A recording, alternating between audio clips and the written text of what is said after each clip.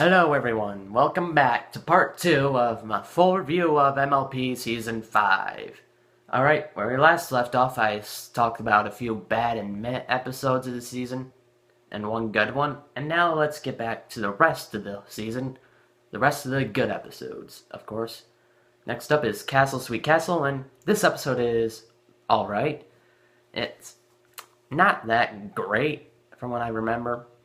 It is a pretty enjoyable episode. A lot of the humor does work, and it does have a decent amount of heart to it, also with its message, and it does clear up some of the problems that people had with the new castle and whatnot. Some of them, where it doesn't really work out well, is it can get a little uninteresting at times, and the jokes at some points don't work and aren't really that funny, but overall it is a pretty good episode.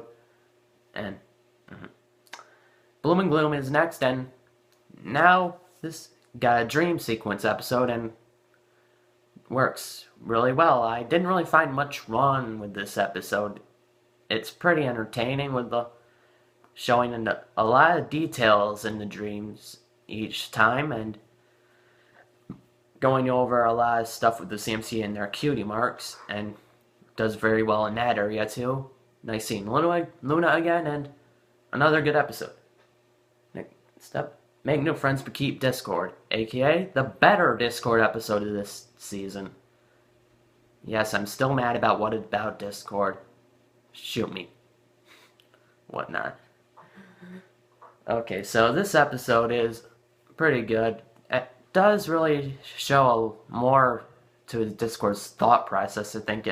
I really like seeing that. Seeing the smooths from G1 is alright. I guess I've never seen anything from G1, so I wouldn't know how he'd be portrayed in that and compared to this or whatnot and stuff.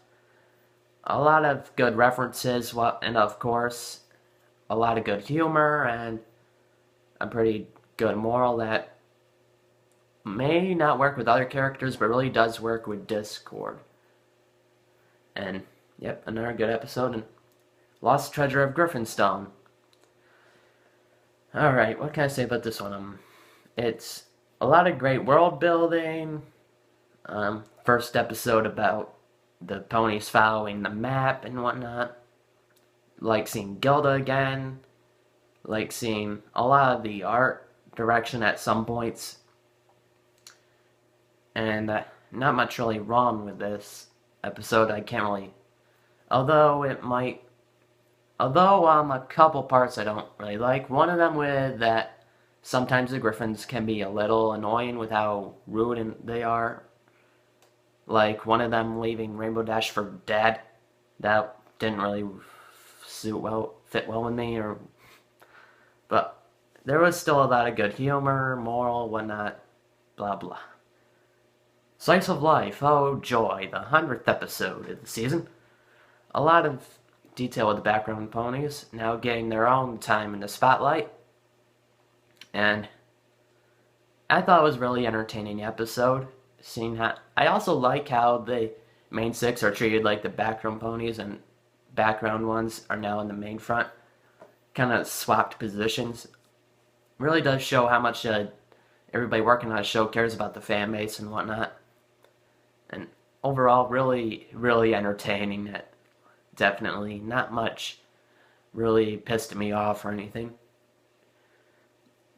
Alright, Party Pooped is up next, and I don't know what to say about this. The first act definitely really sucks on this. The acts are just yet another one-dimensional characters who just exist to be mad or something.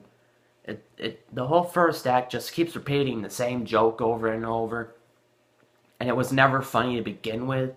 And I don't understand why they would want to be friends with him or anything. But the episode definitely makes up with Pinkie Pie, who is definitely at some of her best here. It's like really, really funny stuff from her and her journey all across Equestria. Some people have problems with this, and I just gotta say, it's Pinkie Pie. That's all I can really say about her. But other than that, I do like this episode, although the acts, I don't really want to see them again. Never. Ever. Amending Fences. Very admirable episode here. Not the funniest episode. It doesn't really do much with humor. It does have a few jokes there, but that's definitely not what's focused on it. Moondancer is definitely a good foil for Twilight, see now.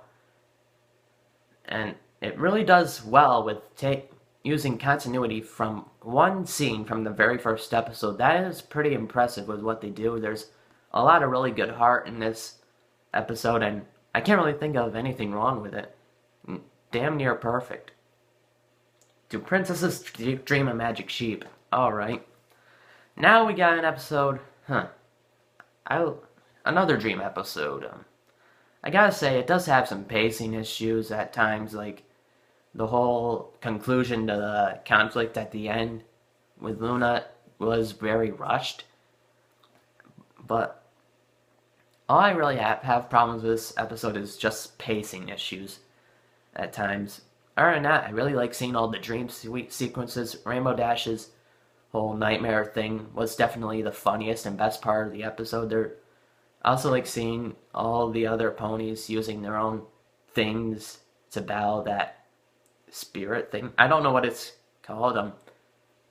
I forgot what it's called. That thing that came from Luna in their dreams that causes the nightmares. I liked seeing all the details with every pony battling them, especially Princess Big Mac. That was definitely one of the best parts of the episode, and I really did enjoy it. Alright, these next two, I have are very weird. It's like they're complete opposites to each other. What I mean is, Camelot Boutique is not the most entertaining episode, but it's definitely a very good moral situation, if you know what I mean. But Rarity Investigates, very enjoyable, but not that good with the moral. It's like kind of weak, if you know what I mean, compared to Camelot Boutique, which is very strong with it. Well, they're like flipped-flopped episodes of each other. Both Rarity episodes, and they both are good in their own ways. Made in Manhattan, however, is sort of taking the best parts of both of these episodes and mixing it into one. Because this is definitely, out of the 3 Rarity episodes in a row, it's definitely the best one. It's like the second map episode, and seeing just how it handles everything just really works out well. I don't really have any problems with this episode either. It's just another very, very good episode. Alright, Crusaders of the Lost Mart. This is the musical episode of the season finale, which actually manages to make me feel sorry for Diamond Tiara. How the hell is that possible? Seriously, what the fuck? How can I feel sorry or feel sympathy for this damn girl? And CMC finally get their cutie marks. Finally. About damn time. And it is very well done, although not all the songs really are the best of the show. It definitely does work a lot in most of the areas. And I really like this episode.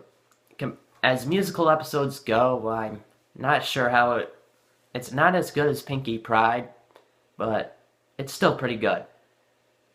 Alright, I'm going to cover one more episode and then I'll come back for the last 3 in the third part. The one where Pinkie Pie knows definitely is very funny, seeing how Pinkie Pie tries to hold a secret for 22 minutes. And you'd think that would get old pretty quickly since it is the same joke, but no, it is funny throughout the whole damn episode with everything. About Shining Armor and Kane's hat going to have a baby. It's like really funny how she manages to hold that for the whole episode and not get old. It is very creative in the ways that they do it. Definitely a ton of great facial expressions. And okay, that's the second part of this review. And next, be sure to stick around next time where I will be covering the last 3 episodes of this season. Stay around.